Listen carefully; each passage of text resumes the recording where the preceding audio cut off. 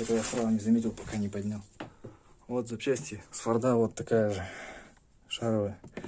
Она на заклепках. Ее спиливать нужно. То есть это родная пошла 130. Тоже пыльник там порвался. И тут еще в чем разница. Пока не узнаешь, какой здесь конус. Здесь бывает. Так, смотришь 21, либо 18. То есть пока не снимешь, непонятно, какую заказывать. У меня есть там некоторые шаровые. Взял. Как бы это. На запас. И получается, что человек начал ставить, у него там на 21. Ну, две шары. Ну, одну поставил пока на 18, то есть обе на 18. Не знаю, какая у тебя. На Фордах бывают разные. То есть тут конус разный бывает. Вот конуса, они разные.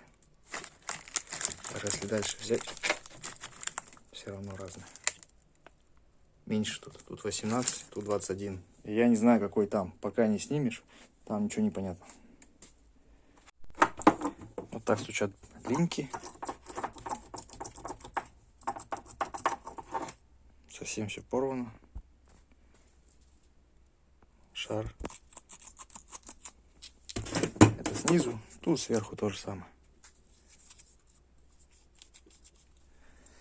Поставим усиленные, без шаровые, на полиуретане.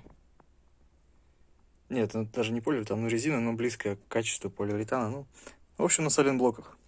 За место шара будет сайлентблоки. Никакого шара больше не будет.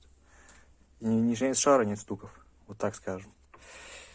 В задние сайлентблоки переднего рычага будет фирмы германской, немецкой. Мапко, автотехник Гэмбл. Руки Буша, что-то там. Рекомендуют установка на лицензированном автосервисе. Артикул 36628, если что. Здесь артикул на линках 208.65. По заказу фирмы Мика. Где-то тут было, кстати. Ну, по крайней мере, я где-то видел. Здесь нету. Ну, вот, наверное, здесь точно есть. Ну, да. Это прожектор говно. Вот. Мико. Или Мика. Мика. Подходит для всех все, что сделано на Форде. Ну, пока вот снято. Стойки Кронер. Подвески, да. И вот как шаровый еще стучит.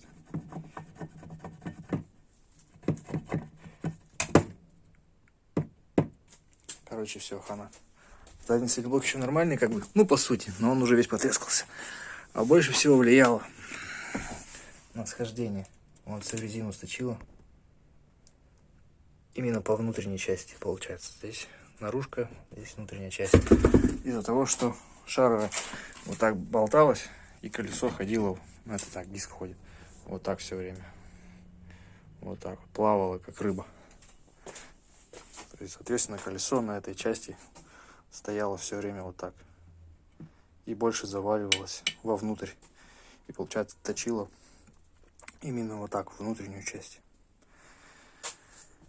Ну, как-то так. Ладно, что там, шаровые будут, наверное, типа такого, либо ТРТ, либо Белмак. Они бывают двух видов, как я уже там говорил. Ставлю там 18 мм и 21. Вот эти 18 мм артикул R8013. Ford Focus. И Белмак. Артикул BM SBJ 120. Гарантия 40 тысяч пробега. Наши Магнитогорские. Россия. Белмак. Я их даже по вместо 21-го ставил. Ну, на первое время. В принципе, ходят даже 21-е. То есть за место 21-го. То есть даже 18-миллиметровый меньше, чем 21-й. Тут просто гайка здесь торчит. Здесь нужно две шайбочки вот так поставить. Сюда. Примерно на 8 миллиметров. И еще более-менее даже с маленьким пальцем, наверное, пойдет. Сейчас вот я померю. Мне кажется, Так, штангенциркуль у меня уже закончился. Батарейка. По-моему, это на 18. Вот в чем прикол. Вчера приезжал, то рестайл, а сейчас рестайл приехал. И, ну, на рестайле, понятно, фары другие. 8-й год. А там был 7-й. И как раз получается, что возможно, что и в этом есть отличие. Но не факт. Нет, конечно. Вот. Видно, что на 18 намного меньше. Что вверху, что внизу. Не понимаю только почему. Зачем это сделали? Зачем разные шаровые? Вот 21 тоже до рестайл. Вот тоже 21. Ай, не понимаю я, зачем так делать, усложнять. Вот как я должен это узнавать? 18 или 21 здесь? Здесь оказался 21. Буду ждать, завтра придет на 21. Такая фигня с этими запчастями на Ford Focus. Дальше вот это буду пилить все тут. Вот в таком состоянии распиленный сейлинг-блок, состоящий из дюрали, железа, резины. Кое-как снимается. Это на сонате поршни. Вот тоже шаровый, но это, мне кажется, это еще лучше. 130 тысяч прошла вот такая шаровая. А на этой пробега 200, но она уже мененная, она не родная, на болтах. Ее уже меняли, причем так аккуратно поменяли, ведь высверлили. Сколько она прошла? Меньше прошла. Меньше, чем родная. Явно меньше. Это аналог. Аналоги ходят меньше. Ладно, как-то так. Вот так выглядит нормальная шаровая. Двигается. А вот так шаровая курильщика. Все болтается. Вот так выглядит нормальная линька. А вот так линька курильщика. Да. Все серьезно и не до шуток.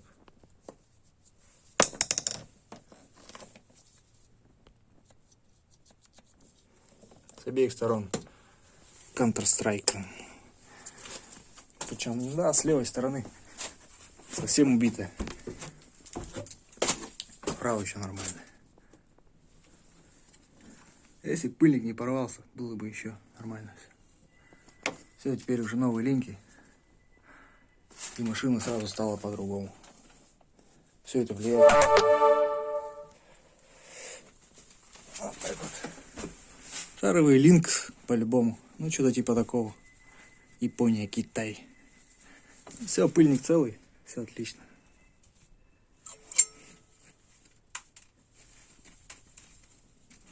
Я даже не стал его откручивать. Решил так снять. Ну и вот. Сейлинг-блок на левом рычаге. Главное, еще давануло вот этот. Как бы передний. Это задний, это передний. Передний тоже немного давануло. Он ушел гулять. Ну, в таком же состоянии. И это, как оказывается, оригинал. Здесь посмотрел я, зачистил и увидел. 0810. 8-й год, 10-й месяц. Вот приезжал. 7-й год, 9-й месяц. Это машина 7-го года, соответственно. Это машина 8-го года. То есть оригиналы, оба оригинала. Только этот прошел 130 и весь раскрошился, а этот прошел 200. Как он так прошел, непонятно.